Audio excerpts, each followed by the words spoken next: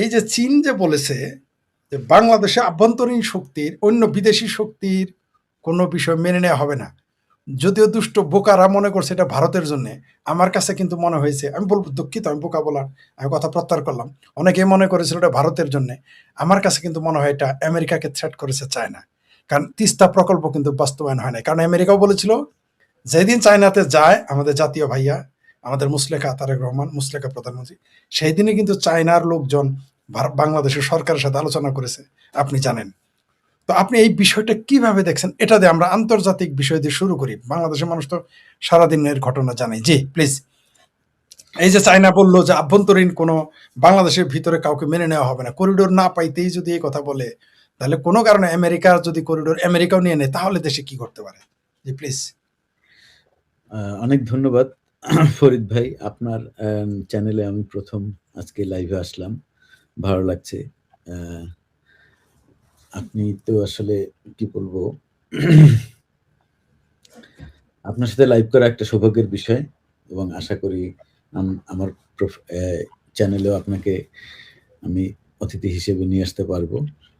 প্রিয় দর্শক, একটা বিচার দেই আপনাদের কাছে, কালকে সাইফুল টিটু ক্লান্ত ছিল, ঘুমিয়ে গিয়েছিল, তাই তার চ্যানেলে যেতে পারি নাই। ওটা কাফারা দেওয়ার জন্য আমার চ্যানেলে আসছে। আমার চ্যানেলে আরো 5-7, কারণ আমার পরীক্ষা, আমার অন্যান্য কাজে বিজি, আমার উচিত ছিল আরো কয়েকদিন পরে বলছিলাম, কিন্তু বলছে যে না, ওটা কাফারা দিতেছে। জি প্লিজ। জি, তো ফরিদ ভাই আপনাকে অসংখ্য ধন্যবাদ। যেটা বিষয় আপনি বললেন যে বাংলাদেশে, আমি এই আপনার লাইভে আসার আগে আমি একটা লাইভ করছিলাম আমাদের যে শিক্ষক এবং অনেক পরিচিত অনেকের কাছে নাহিদ আক্তার আপার সাথে। তো ওই সময় আমি আসলে কথাটা আপনার মতো এইভাবেই শুরু করেছিলাম যে বাংলাদেশে প্রতি মিনিটে যে ঘটনা ঘটে সেটা নিয়ে যদি আমরা আসলে কথা বলতে যাই তাহলে 1 ঘন্টা লাইভে শেষ হবে না, প্রতি মিনিটে যে ঘটনা ঘটে। তো আপনার কাছে ওই একই কথা বলি আসলে, যে প্রতি মিনিটে যে যত ঘটনা ঘটে, এবং কিভাবে বলবো যে আসলে সেই ঘটনা কোনোটাকে আপনি ছোট বলার, ধরেন আপনি 1 মিনিটে হয়তো ফেসবুক 1 মিনিট ধরে স্ক্রল করছেন, এর মধ্যে 5টা পাইলেন এরকম নিউজ যে শিশুকে ধর্ষণ করে হত্যা করা হয়েছে, এরকম আপনি 5টা নিউজ পাইতে পারেন। আবার কোনো একটা জায়গায় দেখতে পারেন যে মাইক্রোবাসের মুখোমুখি ট্রাক, একই পরিবারের 14 জন নিহত বা আহত। আবার হয়তো দেখতে পারেন যে অমুক জায়গায় কোনো কাউকে টানাইয়ে পোড়াইয়া মেরে ফেলছে। এই ঘটনা হচ্ছে গিয়ে সারাক্ষণের ঘটনা, এবং বাংলাদেশেই হচ্ছে গিয়ে প্রতি মুহূর্তে আন্তর্জাতিক সংবাদ পয়দা হয়। মানে ঘটনাটা এরকম যে সংবাদ যেটাই হয়, যে এর যে ইম্প্যাক্ট সোসাইটিতে, পৃথিবীতে, প্রত্যেকটাই আসলে আন্তর্জাতিক মানের সংবাদ। আপনি যে বিষয়টা বলছেন যে চীন বলছে বাংলাদেশের ভেতরে কারো আভ্যন্তরীণ হস্তক্ষেপ, বিদেশি শক্তির হস্তক্ষেপ মেনে নেবে না। অদ্ভুত ব্যাপার, চীন বলতেছে। আচ্ছা, চীনের সাথে ধরেন এই কয়েকদিন ধরে বিশ্ব রাজনীতির বাইরে আর কি, চীন, ভারত এবং বাংলাদেশকে নিয়ে প্রচুর কিন্তু সংবাদ, আমরা সংবাদ মাধ্যমে দেখি, প্রচুর সংবাদ। এমনকি চীনের হচ্ছে গিয়ে প্রচুর ভিতরকার ভালো সংবাদ, সেটা এখানে চীনের নিরাপত্তা ব্যবস্থা কেমন, চীনের এই কেমন, চীনের ওই কেমন, প্রচুর সংবাদ কিন্তু পজিটিভ সংবাদ চীনকে ঘিরে হচ্ছে। ৭১ টেলিভিশনের একটা নিউজে এরকম বলা হচ্ছে যে চীনের প্রধানমন্ত্রী বা চীনের কেউ একজন বলছে যে আপনার বাবা মা এখানে ঘুরতে এসেছিল বা ভিজিট করে গেছে চীন। সেটাকেও একটা পজিটিভ নিউজ হিসেবে বা এই আপনার আসা যাওয়াকে একটা অর্জন হিসেবে দেখানো হচ্ছে। কথাটা আপনি বোঝার চেষ্টা করেন। এই যে চীনের যে বক্তব্য যে বাহিরের কোন শক্তির কোন হস্তক্ষেপ চীন মেনে নেবে না, মানে চীনের উঠোন এরকম মনে হচ্ছে নাকি? মানে ব্যাপারটা কি আসলে, মানে চীন কোথায়, মানে চীনের সাথে যদি আমরা ভৌগোলিক দূরত্বেরও একটা ব্যাপার দেখি, রাইট। চীন আসলে এটা কোন স্বার্থে বলছে? চীন কি বাংলাদেশের সাথে, যেমন ধরেন আমরা যদি ভারতের কথা বলি, আমরা যদি নেপালের কথা বলি, আমরা যদি ভুটানের কথা বলি, তাহলে ধরেন আমরা ২টা ৩টা বিষয়ের সাথে আমরা তাদের সাথে সম্পর্কযুক্ত। হুম, ধরেন কি সার্কের সাথে আমরা সম্পর্কযুক্ত। আমরা ধরেন আমাদের পূর্বের দেশের অংশ হিসেবে, বা আমাদের ধরেন মুক্তিযুদ্ধে সহযোগিতা করছে, বা এরকম অনেকগুলো বিষয়ের সাথে থাকতে যদি আপনি দেখতে পারেন যে তারা এই কথাটি বলতে পারে। কিন্তু চীন হঠাৎ করে কেন এই কথা বলতে গেল? চীন কি ভারতকে ভয় দেখাইলো? না চীন আমেরিকাকে ভয় দেখে। আমেরিকাকে ভয় দেখাইলো? এখন দেখেন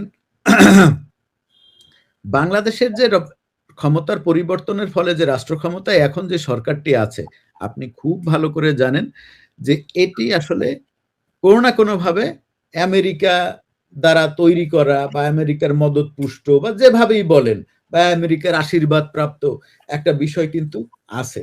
আবার ঠিক এই সময়ের মধ্যে আমেরিকার সাথে বেশ কয়েকটি ভজঘট রিলেশন কিন্তু বাংলাদেশে চলতেছে। তার মধ্যে একটা ভজঘট রিলেশন কি? সেটা হলো গিয়ে বাণিজ্য চুক্তি। বাণিজ্য যদি কথা বলছেন। এই বাণিজ্য চুক্তি সম্পর্কে যে মানুষটা জানতেন, যে সচিব, তাকে কিন্তু ধরা, মনে করা হয় তাকে হত্যা করা হয়েছে কিছুদিন আগে। সেটা পরের আলাপ, সেটা পরে বলবো আপনাকে। এবং সেটা হচ্ছে আমাদের যে নাহিদাপার ভাই। ও বুঝতে পারছেন?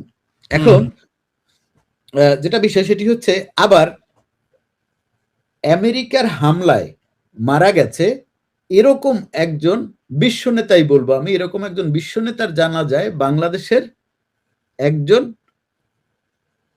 কি গেছে স্পিকার, মানে যে রাষ্ট্রীয় পদ, সেরকম একজন লোক এখান থেকে ওখানে গেছে। বাংলাদেশে ৩টে তো গুরুত্বপূর্ণ পদ, একটা হচ্ছে কি প্রেসিডেন্ট, প্রধানমন্ত্রী এবং স্পিকার। মানে সাংবিধানিক যতগুলো পদ আছে তার মধ্যে এই ৩টা সবচেয়ে গুরুত্বপূর্ণ। তার মধ্যে তৃতীয় গুরুত্বপূর্ণ ব্যক্তিটা জানা যায় গেছে কোথায়? আমেরিকার হামলায় নিহত হয়েছে এরকম একজন বিশ্ব নেতার জানা যায়, সাথে কিছু চালাপালাও নিয়ে গেছে। এর বাইরে যেটা বিষয়টা আছে সেটি হচ্ছে ইসরায়েলের বা আমেরিকার শত্রু তো এক ধরনের কমন শত্রু, যেটা হচ্ছে গিয়ে প্যালেস্টাইনের মানুষজন বা প্যালেস্টাইন। সেই প্যালেস্টাইনের মানুষজনকে বিনা মানে ভিসায়, অনারাইভাল ভিসায় বাংলাদেশে আসার স্বরাষ্ট্রমন্ত্রী নির্দেশনা দিয়েছে। বিষয়টা আপনার চোখে পড়েছে। এখন আমি যদি আপনাকে পাল্টা প্রশ্ন করি যে আসলে এতগুলো বিষয় থাকতে চীন কি আসলে যে এই কথাটা বলবে বা সেটাকে আবার বাংলাদেশের মিডিয়া প্রচার করবে, তার মানে হচ্ছে গিয়ে চীন, আমেরিকা এবং ভারত, এই ৩টে দেশকে শত্রু বানায়। ৩টে দেশের মধ্যে তো ৩টে দেশই তাহলে আপনার আপাত দৃষ্টিতে ২টা দেশকে আপনি অপোনেন্ট ভাইবা চীনের সাথে বন্ধুত্ব করতেছেন কি খাতির? এই যে করিডোরের কথা আপনি উল্লেখ করলেন এই বক্তব্যের মধ্যে, করিডোর, যে এই করিডোরটা তো আসলে চীনের ফায়দা হবে। এই করিডোর থেকে চীনের ফায়দা হবে না, হবে কি? বাংলাদেশ থেকে কোনো ধরেন কথা ২ টাকায় একটা মাল দিল চীন, যেটার দাম ২০০ টাকা, সেই মালটাও তো ওইখানে আনতে হবে দেশের ভেতরের ডলার খরচ করে, তাই না? চীনের রপ্তানি করার আমাদের কিছুই নেই। আমাদের চীনে রপ্তানি করে, চীনের যে ইয়েন আছে যেটা দিয়ে এখন আপনি কিন্তু ব্যবসা করতে পারবেন, আন্তর্জাতিক বিজনেস করতে পারবেন। যে আপনি ইউরোতে পেমেন্ট করবেন না ইয়াতে আপনি ডলারে পেমেন্ট করবেন, না আপনি ইয়েনে পেমেন্ট করবেন। সেই যে ডলারটা, তাদের অর্থনীতি, তাদের শক্তিশালী অর্থনীতি, সবাই আমরা জানি চীনের খুব শক্তিশালী অর্থনীতি। সেখানে আপনার এখান থেকে তার ওইখানে পাঠানোর কিছু নাই, যার কারণে শেখ হাসিনার আমলে এই প্রস্তাব আসার পরেও এটি কিন্তু কার্যকর হয় না। যেটি চীনের সাথে যেটি করে গেছিল সেটা হচ্ছে ৯৭ ভাগ পণ্যের শুল্ক মুক্ত প্রবেশ। এটা নিশ্চয়ই আপনি জানেন, যেটি শেখ হাসিনার কাজ, এটি ২০১৯ সালে হয়েছিল। এখন এখানে এসে আমরা যেটা দেখতে পাচ্ছি, চীন এখানে বাণিজ্যিক করিডোর করবে, এবং চীন এই বাণিজ্যিক করিডোর করার পাশাপাশি যেই আলাপ, যেই কথা, যেই তোমার বাবা মায়ের অমুক তমুক আসছিল, আমরা খুশি হয়েছি, এটা হলো আসলে একটা পিঠ চাপড়ানো মনে হচ্ছে আমার কাছে। যে তোমার কাছে ওখানে যে আমি করিডোর করতে রাজি করাইতে পারলাম, এবং যে করিডোরটা হচ্ছে, যেখানে চীনের কতগুলো, বাংলাদেশের সাথে যদি চীনের যে বাণিজ্যিক করিডোর যদি হয়, তাহলে সবচাইতে মানে যত লাভ হবে সেটি অন্যান্য দেশের। চীনের সাথে ভারতের যে কূটনৈতিক নীতি, বাণিজ্যিক কূটনৈতিক যে নীতিটা, সেটা ব্যবহার করে, ওই করিডোর ব্যবহার করে তারপরে চীনের সাথে ভারতও দেখবেন যে ভালো বিজনেস করে নিছে। মিয়ানমার, আপনি এটা মনে রাখবেন, আজকে লাইভের তারিখ মনে রাখেন, চীনের সাথে যে করিডোর বাংলাদেশ করতে যাচ্ছে, সেই করিডোর ব্যবহার করে বাংলাদেশ ব্যবসা করবে, পাকিস্তান ব্যবসা, তার যা যতগুলো সুযোগ আছে সবগুলো ব্যবসা করে নিজেদের জন্য চীনে পাঠাবে। বাংলাদেশ এখান থেকে 2 পয়সা লাভবান হবে। রাইট, আপনি ঠিকই বলেছেন। আমারও ধারণা ওইটাই যে এইখানে যে করিডোরটা বলতেছে তার চেয়ে বিপজ্জনক যে শুধু ব্যবসা যদি হতো একটা কথা ছিল। আজ পর্যন্ত আমরা দেখেছি এই ধরনের করিডোর যত জায়গায় দিয়েছে সবগুলোই যুদ্ধের মুখোমুখি হতে বাধ্য হয়েছে। সেখানে সন্ত্রাসী আদান প্রদান, অস্ত্র আদান প্রদান, বহুবিধ ঘটনা ঘটে গেছে, এটা আমরা দেখতে পাচ্ছি এবং ইতিহাস তাই বলে। এর আগে আপনার মনে থাকার কথা যে আমেরিকা একটা মানবিক করিডোর চেয়েছিল, সেটা তারা গোপনে দিয়েছে কিনা আমরা জানি না। মানে আমেরিকাও করিডোর চাচ্ছে, চায়নাও চাচ্ছে, এবং প্রত্যেকেই তার তার অবস্থান থেকে এটা হলে আমাদের কি কি লাভ তারা আমাদের বুঝাচ্ছে। অর্থাৎ লাভ আমার বুঝাইতেছেন আপনি, বা লাভ আপনার বুঝাইতেছে আমি। ভারত যদি চাইতো এই করিডোর, তাহলে দেখতেন এতক্ষণ মিছিল মিটিং শুরু হয়ে যেত। এখানে যদি এই কথাটা যখন আনলেনি, তখন এই বিষয়ে আমি একটু আপনাকে বলতে চাই, আপনি খুব ভালো করে রিলেট করতে পারবেন। সেটি হচ্ছে বাংলাদেশের উপর থেকে ভারতের একটি ট্রেন লাইন, এবং সেই ট্রেন লাইন, সেটি সম্পর্কে খুব ভালোভাবে মানুষজন জানে যে সেই ট্রেন লাইনটির এখন মানে ওই সময় যেটা জানতো, দাঁড়ান আমি একটু দেখাই। হ্যাঁ, যে ওই দেশ থেকে, ভারত থেকে অস্ত্র আসবে, ভারত বাংলাদেশ দখল করবে। না, শুধু অস্ত্রই আসবে না, এই ট্রেন লাইন নাকি ভারতে বাংলাদেশের পয়সা দিয়ে ভারতকে করে এই যে ট্রেন লাইনটা, সেটা হচ্ছে ভারত নিজের টাকায় করতো, জি, নিজের টাকায় করতো। এবং এরকম যে প্রত্যেকটা যে পণ্য আনা নেওয়া হবে সেটার জন্য যে ট্রেনটা যাবে, সেটার জন্য কত টাকা যেন বাংলাদেশকে ওই পথ ব্যবহার করার জন্য ভাড়া দেবে। এবং এটি সারা পৃথিবীতে প্রত্যেকটা দেশের এরকম যাদের আছে, যেমন ধরেন ভারতের পেটের মধ্যে আমাদের দেশ, আমাদের পেটের মধ্যে ভারতের কিছু অংশ। ত্রিপুরা থেকে কলকাতা আসতে গেলে মাঝখান দিয়ে যাওয়া যায় খুব দ্রুত। এক্স্যাক্টলি। তো সেইটা যদি এটা করতে যাই, তো তাহলে আসলে এইটা এমন একটা বাণিজ্যিক করিডোর, অবশ্যই এটাও, কিন্তু এটা এমন একটা রেলপথ যেটি হলে বাংলাদেশ ভারতের উভয় দেশেরই 2 ধরনের লাভই হইতো। সেটা নিয়ে এহেন কোনো মিথ্যাচার নাই, এহেন কোনো কথা নাই যা ছড়ানো হয় নাই, এবং সেটি কিন্তু আওয়ামী লীগ সরকারের আমলে। হ্যাঁ, এবং সবচাইতে অদ্ভুত ব্যাপার, আওয়ামী লীগের যে কারণে হচ্ছে গিয়ে আমি বলি যে উঠতে বসতে গালাগাল করা উচিত, সেটা হচ্ছে এই বিষয়গুলো কিন্তু পরিষ্কার করে নেয় আওয়ামী লীগ, অথচ আওয়ামী লীগের হাতে কিন্তু যথেষ্ট তথ্য। এইগুলো পরে পরিষ্কার করছে কারা? এগুলো পরে পরিষ্কার করছে আপনার মতো লোক, আমার মতো লোক, যারা এই সমস্ত ফাইল বিভিন্ন জায়গা থেকে ম্যানেজ করে আইনা সোশ্যাল মিডিয়ায় তুলে ধরছে যে আওয়ামী লীগ এটা এইভাবে চাইছিল। বা ধরেন এই যে 30 সেকেন্ড, আপনাকে 30 সেকেন্ড ইন্টারাপ্ট করে, ওই যে একজন আপনার ভক্ত লিখছে, চীনে আমরা কিছু বলৎকার বিজ্ঞানী রপ্তানি করতে পারি। চীন নিবে না।